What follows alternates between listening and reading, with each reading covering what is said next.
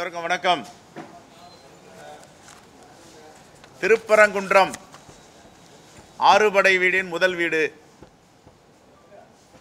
இப்பொழுது அயோத்தியில் கலவரத்தை முடித்தவர்கள், அயோத்தியில் நாடாளுமன்ற தேர்தலில் படுதோல்வை அடைந்தவர்கள், அந்த கூட்டம் இப்பொழுது ஆறுபடை வீடான முதல் வீடு திருப்பரங்குன்றத்தில் தன்னுடைய கலகத்தை செய்ய ஆரம்பித்திருக்கிறது.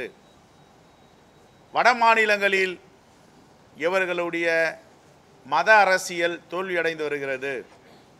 இப்பொழுது தமிழ்நாட்டில் ஆறுபடை வீடு முருகனின் முதல் படையான திருப்பரங்குன்றத்தில் கலவர பூமியாக மாற்றுவதற்கும் மத நல்லிணக்கத்தை கெடுப்பதற்கும் அங்கே ஒரு கும்பல் வெளியிலிருந்து மக்களை கூட்டி வந்து உள்ளூர் மக்களுக்கு எதிராகவும் இந்த பிரச்சனையை கையில் எடுத்திருக்கிறது.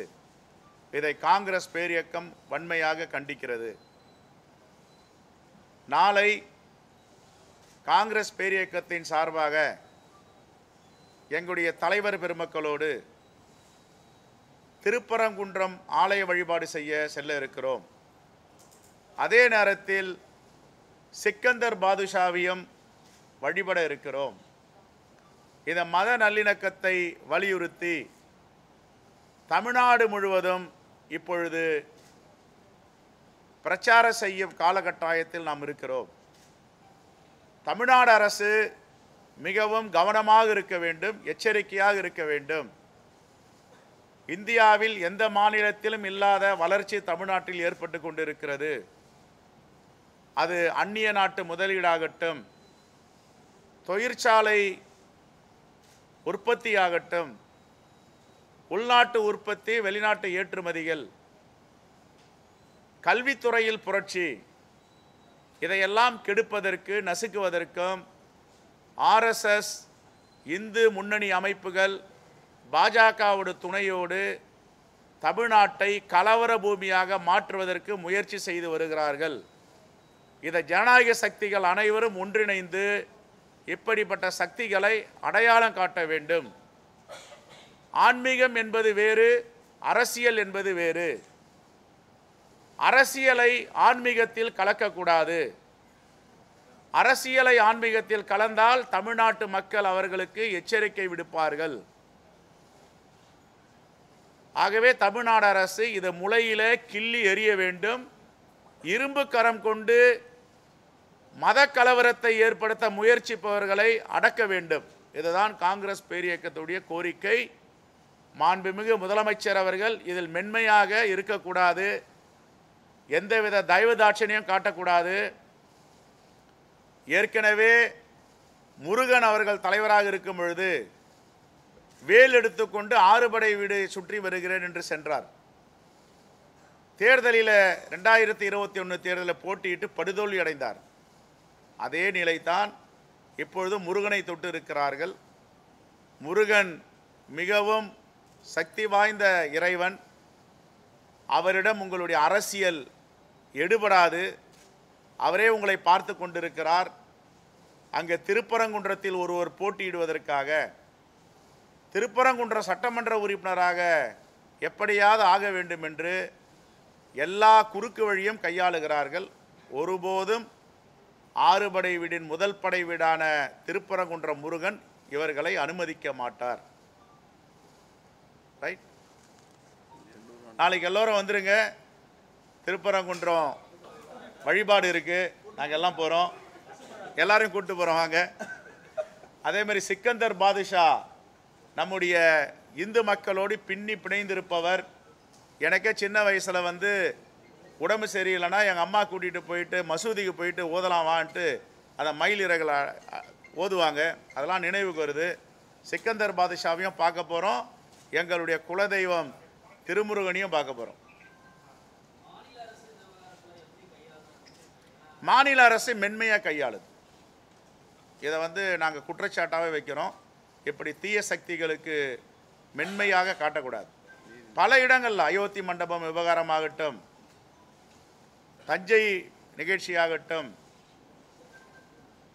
தொடர்ந்து ஒரு ஜனநாயகத்தை கடைபிடிக்க வேண்டும். ஜனநாயகத்தின் மீது நம்பிக்கை வைத்துள்ளவர் நம்முடைய மாண்புமிகு முதலமைச்சர். இவர்களுக்கு எதுக்கு மென்மையாக போக்கை காட்டணும்?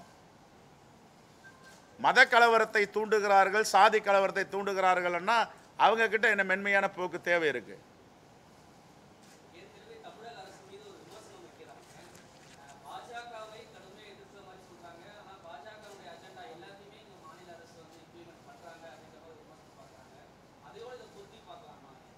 புரியல எப்படிங்க?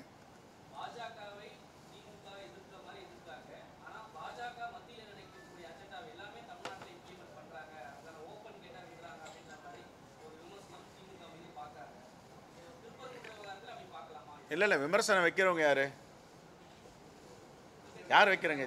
ஜனநாயக சக்திகள் யாருன்னா வைக்கிறாங்களா? எதுங்க?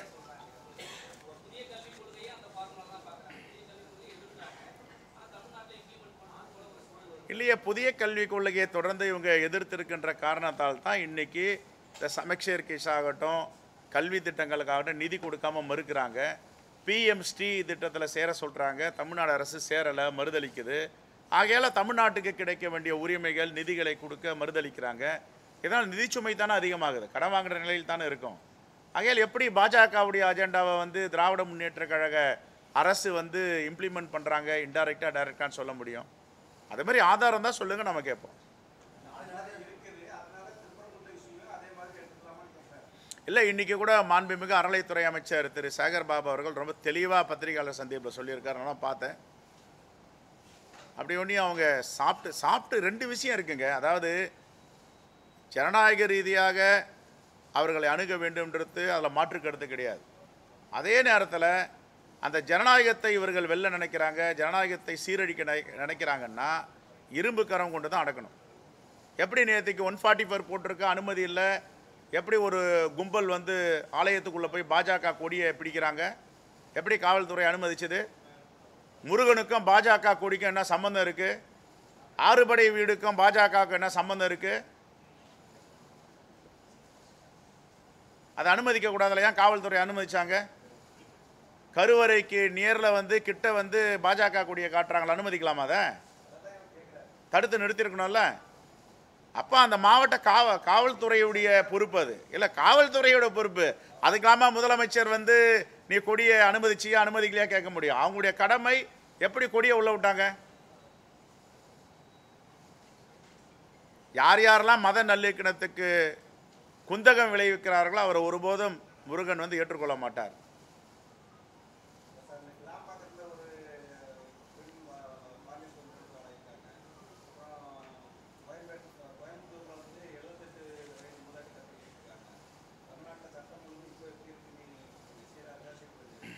அது அதிமுக தான் செய்கிறாங்கன்ட்டு சட்ட அமைச்சர் ரகுபதி சொல்லியிருக்காரு. அதிமுகவை சார்ந்தவர்கள் கருப்பு சிவப்பு கொடியை போட்டு இது மாதிரி பண்ணுறாங்க, நற்பெயரை கெடுப்பதற்காக செய்கிறாங்கன்னு. அது அவங்க தலைவர் தான் அதுக்கு பதில் சொல்லணும். எதுக்காக திமுக கொடியை கட்டிட்டு வரணும் அதிமுக வண்டியில்? தமிழக சட்ட ஒழுங்கை காவல்துறை சிறப்பாக நடத்துவதற்கு முயற்சி செய்து கொண்டு இருக்கிறது. ஆனால் அங்கொன்று இங்கொன்று நடக்க தான் செய்யுது. அதை இன்னும் தீவிரமாக கண்காணித்து ஒடுக்கணும். அதே போன்று இந்த திருப்பரங்குன்றத்தில் இப்படி திடீர்னு இந்த சர்ச்சையை எழுப்புவதற்கு என்ன காரணம் சொல்லுங்கள் பத்திரிகையாளர்லாம்? 1920 அப்போது தேவஸ்தானம் ஒரு வழக்கு தொடர்றாங்க. 23 ஒரு தீர்ப்பு வருது. 1923 என்ன தீர்ப்பு வருது? கொடுத்தவர் மணி ஐயரே கொடுக்குறார் தீர்ப்பு. இது சிக்கந்தர் பாதுஷாவுடைய இடம் தான், நெல்லித்தோப்பு பகுதி இவங்களது தான், அந்த பகுதியில் அவங்க இருக்கட்டும், இந்த பகுதியில் இவங்க இருக்கட்டும், ஜட்ஜ்மெண்ட் கொடுக்குறாரு. இதை எதிர்த்து லண்டனுக்கு போகிறாங்க, உச்சநீதிமன்றம் லண்டனில். அப்போ privy council of the UK அவங்க என்ன சொன்னாங்க? 5 நீதிபதிகள் தீர்ப்பு கொடுத்துருக்காங்க. அந்த நீதிபதிகள் எல்லோரும் ரொம்ப தெளிவாக சொல்லியிருக்கிறாங்க, ராமையர் கொடுத்த தீர்ப்பை privy council of supreme court நீதி அரசர்கள் lord Hodgkin, lord George, lord Macmillan அடங்கிய பெஞ்ச் தீர்ப்பு கொடுக்குறாங்க. இந்த சிக்கந்தர் பள்ளிவாசல் அந்த பகுதி அனைத்தும் இஸ்லாமியர்களுக்கு சொந்தமானது, அதை எந்தவித தடையும் செய்யக்கூடாதுன்னு. நான் கேட்குறேன், இந்த எச் ராஜா, அண்ணாமலை போன்றவர்கள்லாம் காலங்காலமாக இஸ்லாமியர்கள் இந்துக்களும் பின்னி பிணைந்து வாழ்கிறார்கள். இவங்களை வரலாறு தெரியுமா? பத்திரிகையாளர்லாம் கேளுங்க. இதை திருச்சி ஸ்ரீரங்கம் கோவிலில் இருக்கிற துலுக்க நாச்சியாருடைய சிலையை இவங்க எடுத்துருவாங்களா? தைரியம் இருக்கா உங்களுக்கு? துலுக்க நாச்சியாரை யார் எடுத்து வச்சுதாங்க? துலுக்க நாச்சியாரை யாராவது இஸ்லாமிய அமைப்புகளை வச்சாங்க ஸ்ரீரங்கம் கோவிலில்? இல்லை காங்கிரஸ் பெரிய இயக்கமாக வச்சுது? இல்லை அரசியல் கட்சி வச்சாங்களா? துலுக்க நாச்சியார் வரலாறு தெரியுமா? வரலாறும் தெரியாது, எதுவுமே தெரியாது, கலவரம் பண்ண மட்டும்தான் தெரியும். துலுக்க நாச்சியாருக்கு ஸ்ரீரங்கம் கோவிலுக்கு என்ன சம்பந்தம் இருக்கு? ஏன் துலுக்க நாச்சியாரை பார்த்துட்டு வராங்க எல்லா இந்துக்களும்? இன்னும் சொன்ன போனால் ஆர்த்தடாக்ஸ் பிராமின் என்னை கூட்டு போனவங்களும் அவங்க தான் கூட்டு போனாங்க ஸ்ரீரங்கத்துக்கு. போன மாதம் கூட போயிட்டு வந்தேன். வாங்க துலுக்க நாச்சியாரை பார்க்கலாம். துலுக்க நாச்சியாரை எதற்கு ரங்கநாதர் பக்கத்தில் வச்சுட்டு இருக்காங்க? சொல்லுங்கள் சார், நீங்களாம் பத்திரிகைலாம் விவரமானவங்க தானே, அண்ணாமலை இதெல்லாம் கேளுங்க. ஐயா, சிக்கந்தர் பாதுஷாக்கு இவ்வளோ பெரிய போர்க்கொடி தூக்குறீங்களா, துலுக்க நாச்சியாரை ஏன் தூக்க மாட்டேன்றீங்க? வரலாறு தெரியாது. சரி, சபரிமலைக்கு போகிறாங்களே, ஏன் வாவர பேட்டை துள்ளுதலோட போகிறாங்க?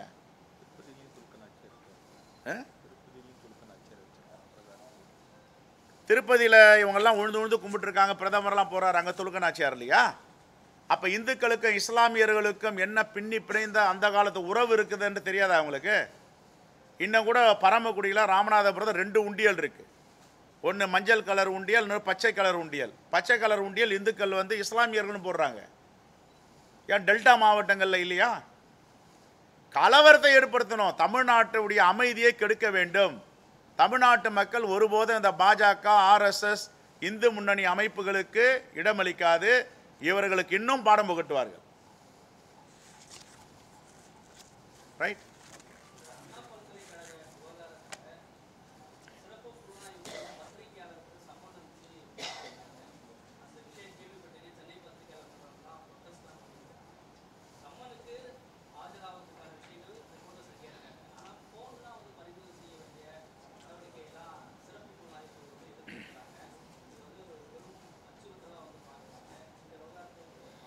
பத்திரிகையாளர் இந்த தேசத்தின் ஒரு தூணாக விளங்கி கொண்டிருக்கிறார்கள். அவர்களுக்கு எந்தவித அச்சுறுத்தலும் விடுக்கக்கூடாது என்பதுதான் காங்கிரஸ் பேரியக்கத்துடைய பார்வை.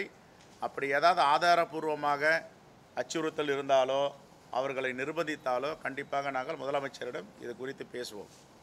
நாளைக்கு மாலை திருப்பரங்குன்றம் முதல் படை வீடு முருகன் கோயில் வழிபாடு இருக்கிறது. அங்கே இருக்கின்ற கிராம பகுதி மக்களை, அங்கே இருக்கின்ற லோக்கல் ரெப்ரசன்டேட்டிவ் எல்லாரையும் காங்கிரஸ் பேரியக்க தலைவர் சந்திக்க இருக்கிறோம். பத்திரிகையாளர் அனைவருக்கும் இந்த அழைப்பை விடுக்கிறோம். நாளை மாலை 5 மணிக்கு சிறப்பு தரிசனம், எல்லாரும் வந்துடுங்க. Right, thank you. முக்கிய நிர்வாகிகளாம் கலந்துக்குவோம், நீங்களும் வரலாம். எல்லோருக்கும் அழைப்பு. இஸ்லாமியர்களும் வரலாம், இந்துக்களும் வரலாம், பார்சிகளும் வரலாம், புத்திஸ்டும் வரலாம், சீக்கியர்களும் வரலாம், எல்லோரும் வரலாம். ரைட்.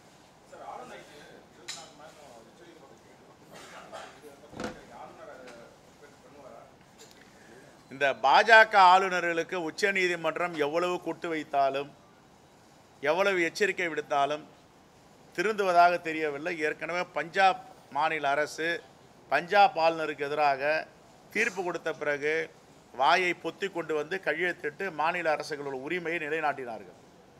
அதே போன்று தான் தமிழ்நாட்டிலே நடக்க போகுது. இப்போ 24 மணி நேரம் கெடு. என்ன சொல்ல போகிறார் ஆளுநர்? நான் பிடித்த பிடிவாதத்தில் RSS உடைய கொள்கையில் இருப்பேன்னு சொல்ல போகிறாரா? அரசியலமைப்பு சட்டத்தை நான் மதிக்க போகிறேன், உச்சநீதிமன்றத்தை வழிகாட்டலை ஏற்றுக்கொள்ள போகிறேன்னு சொல்ல போகிறாரா? 24 மணி நேரம் பொறுத்து பார்ப்போம். ரைட், தேங்க்யூங்க, நன்றி.